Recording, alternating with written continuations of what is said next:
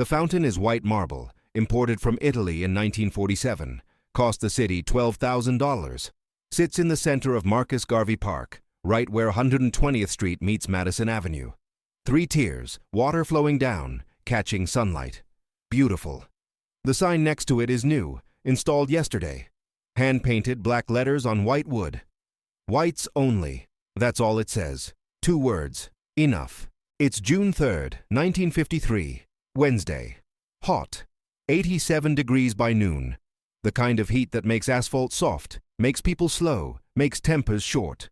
7 black children stand 15 feet from the fountain, ages 5 to 12. They've been playing in the park all morning, running, sweating, thirsty. The fountain is right there, water flowing, cold, clean. But they can't drink, the sign says so. And standing next to the sign are 2 men. Patrick Sullivan, 34, Irish cop, off-duty but wearing his badge anyway, and James Callahan, 41, neighborhood watch captain, which isn't a real position but he acts like it is.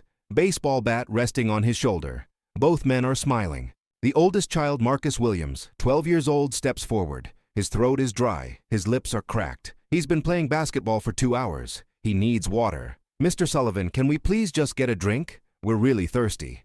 Sullivan doesn't look at him. The sign is clear, boy. This fountain is for whites only.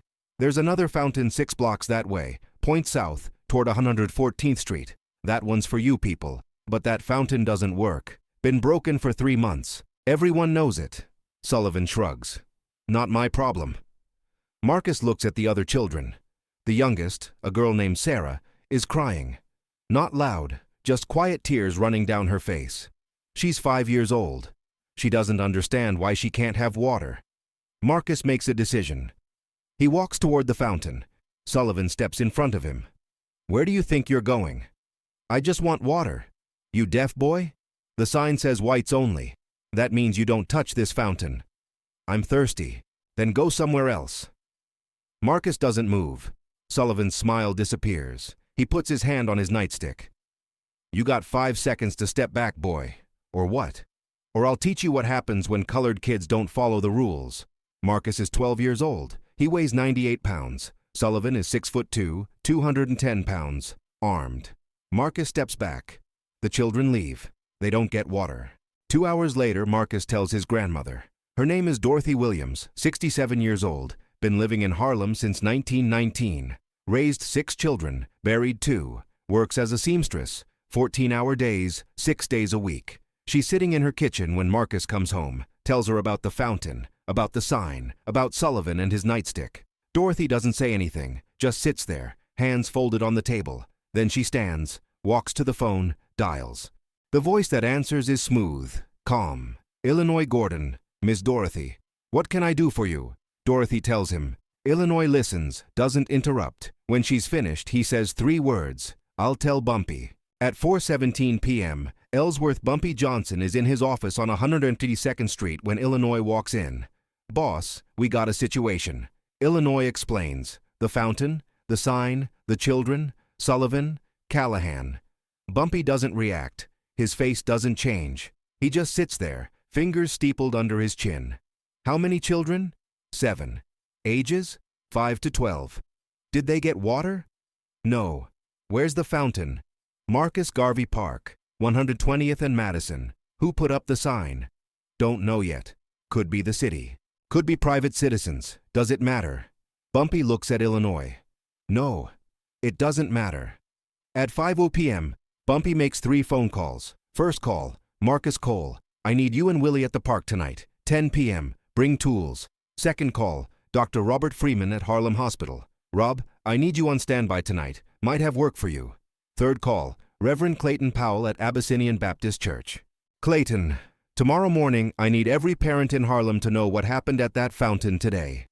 At 10:30 p.m., Marcus Garvey Park is empty. The fountain is still running, water flowing, catching moonlight. The sign is still there. Whites only. Bumpy pulls up in a black Cadillac. Marcus Cole and Willie Lee are already there, waiting. In the trunk of Willie's car, a sledgehammer, a crowbar, bolt cutters, a can of red paint. Bumpy gets out, walks to the fountain, looks at the sign. Doesn't touch it, just looks. Then he turns to Marcus. That cop, Sullivan. Where does he live? 2 blocks from here, 122nd Street, apartment 3B. He's home now? Should be. Night shift doesn't start until midnight. Good. We wait. At 11:47 p.m., Patrick Sullivan leaves his apartment, walking toward the precinct on 126th Street. He's in uniform now, nightstick on his belt, gun on his hip. He's whistling, doesn't see the Cadillac parked across the street, doesn't see Bumpy Johnson stepping out of the shadows, doesn't see anything until Bumpy is right in front of him. Officer Sullivan. Sullivan stops, looks at Bumpy.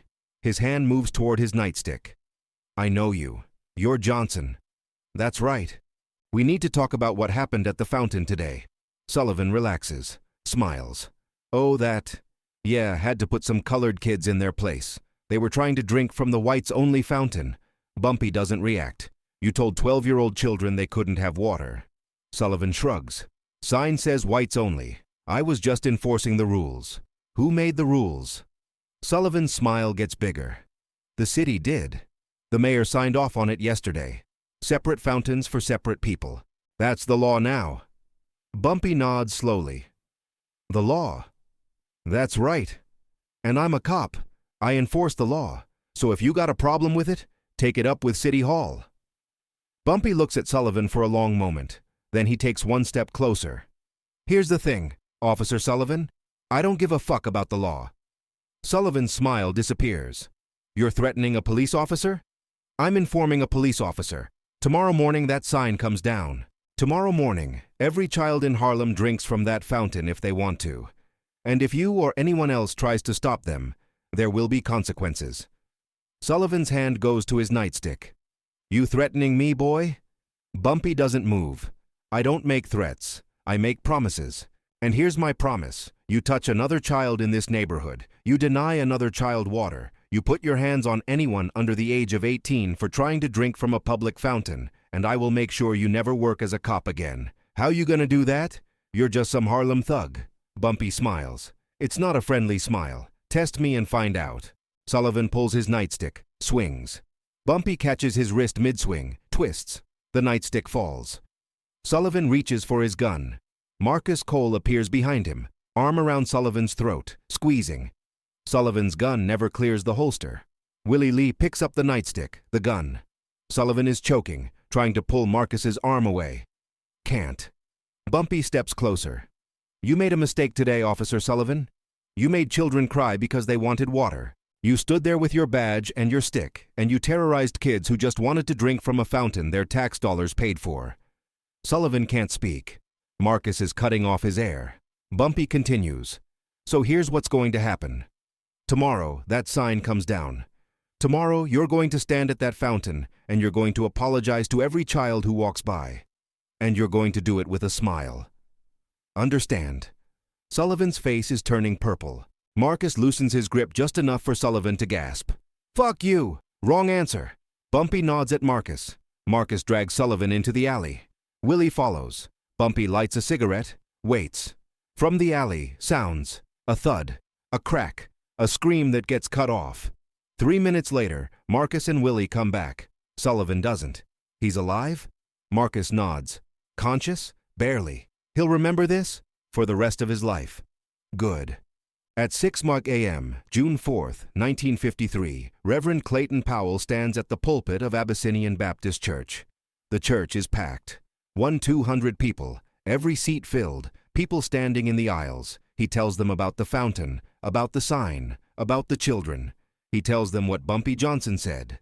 Today, we take back what's ours. Today, every parent in this community brings their children to that fountain. Today, we drink. The congregation rises. Applause. Not polite applause. Thunder. At 8 a.m., Marcus Garvey Park. The fountain is still running. The sign is still there. But standing in front of the fountain is Bumpy Johnson. Next to him, a sledgehammer. Next to the sledgehammer, a can of red paint. And walking toward the fountain, 200 people. Parents, children, grandparents. They're not marching. They're not chanting. They're just walking. Quiet. Determined. At the front, Dorothy Williams and her grandson Marcus. At the back, more people joining.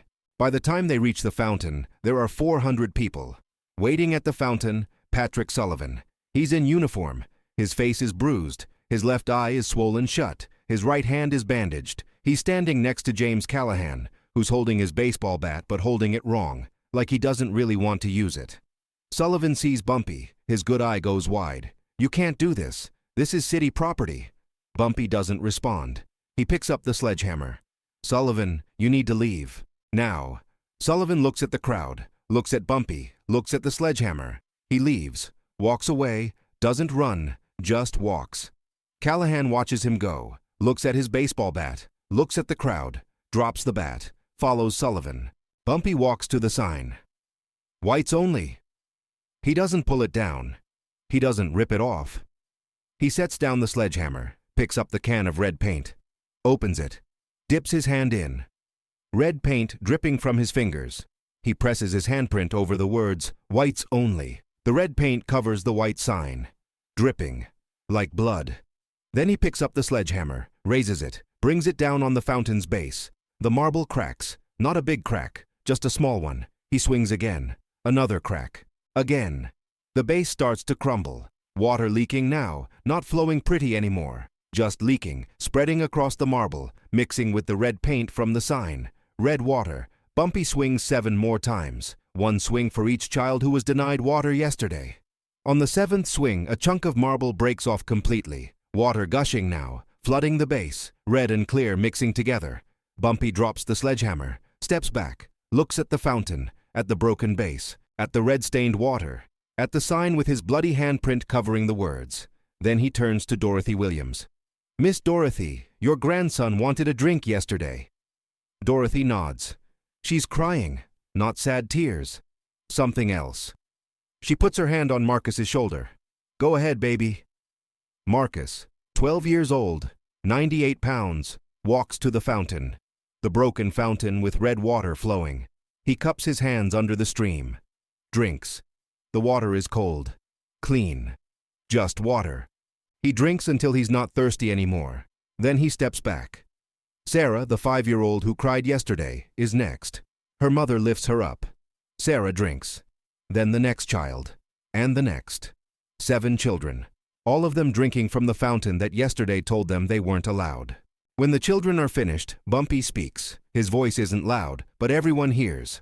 "This fountain was paid for with public money. Money from every taxpayer in this city. Black, white, it doesn't matter. Public means public. It means everyone. If anyone, cop, politician, citizen, anyone, tries to put up another sign, tries to stop another child from drinking, you call me, and I'll come back with my sledgehammer, and I'll break more than marble. Understand?" The crowd understands.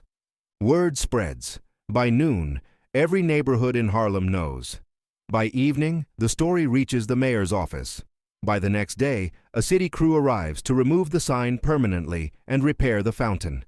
They clean the red paint, fix the cracks, make it pretty again. But everyone who was there remembers.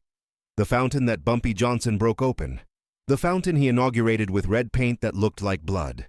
The fountain where 7 children finally got to drink. 3 days later, June 7th, 1953, Patrick Sullivan transfers out of the 28th Precinct, requests a position in Staten Island, far from Harlem, far from Bumpy Johnson, far from the memory of what happened in that alley. His transfer is approved immediately. James Callahan moves to New Jersey the following month. Doesn't tell anyone why. Just packs up, leaves.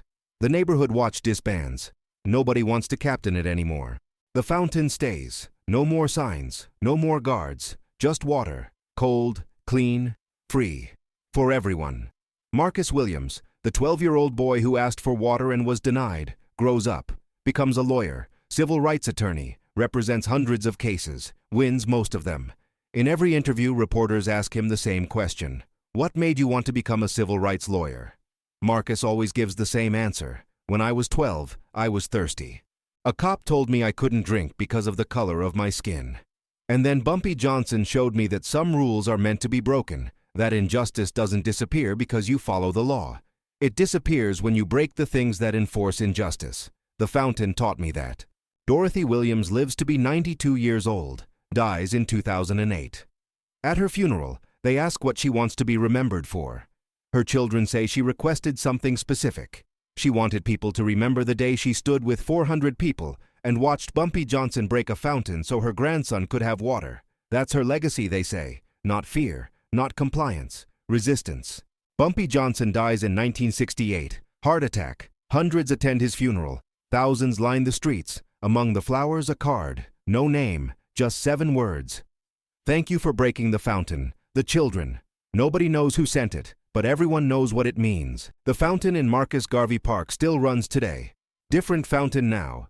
The original was replaced in 1971. Bigger, modern, no marble, but in the exact same spot. 120th and Madison. And every June 4th, people gather there.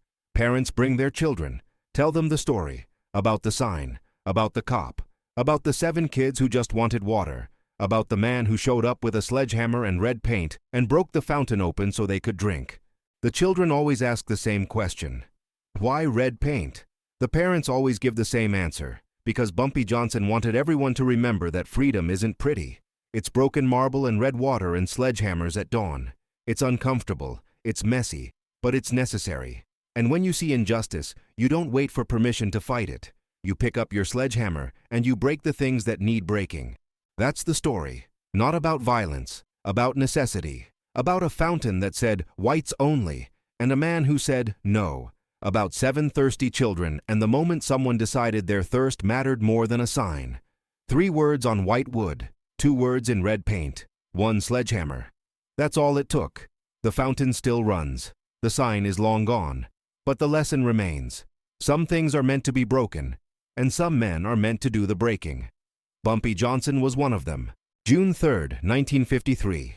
The day Harlem learned you don't ask permission to drink from your own fountain. You just drink. And if someone tries to stop you, you call the man with the sledgehammer. He'll handle the rest.